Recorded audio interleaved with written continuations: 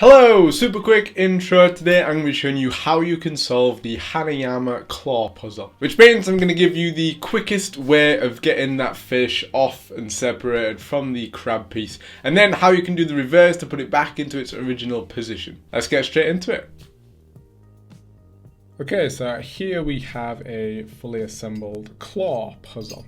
Obviously our aim is to separate the fish from the crab, and to do that I'm going to be keeping the crab in this position the whole time. I'm not going to be swapping from one side to the other because that's going to make it a little bit more confusing for you. Now there are a few gaps that we're going to be using that are on the back that we won't be able to see, but you will be able to see them on yours, so it'll be a bit easier for you to swap from side to side, but I'm going to stick on this side for now and just describe where the gaps are. So first move, what we're going to do is we're going to come out of the left hand claw and down into this position in here. Once we're in this position, we're going to flip over, we're going to use a gap that's underneath here to slide back in to the left hand claw in this position. We're then going to flip it over and we're going to put the fish as far left in the left hand claw as we can, so that we can literally just squeeze around this corner in here and then connect over the top so that we've essentially connected to both claws now.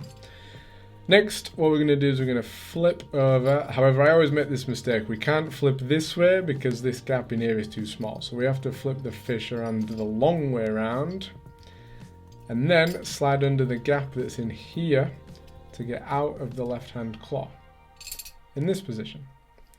Once we're here, we're going to come out of the right hand claw and sort of connect in the middle, just like this. And then we're going to use two gaps, one gap under here first, and then one gap under here second. So we're going to come over the one at the top into the right hand claw, then we're going to go straight out over the right hand side. And then the final move to actually separate it is sliding down and over the legs of the crab. And that is how we disassemble the claw puzzle. And to reassemble the claw puzzle, we're going to do it in much the same way that we did to take it apart. I'm going to be holding the crab piece in this position the whole time. So we've got the big claw in the top left. The reason I'm not going to be swapping sides is because if I'm suddenly on this position, and then I swap around and suddenly I'm in this position, it can be a little bit more confusing as you are following along. So we're going to have big claw at the top left the whole time. For connecting the fish, what we want is the tail to be on top of the crab and the head to be underneath in this position. It's possible to connect it the other way around with the head on top. However, I think you can do the first move, but you can't do the second move up here because you're in the wrong position.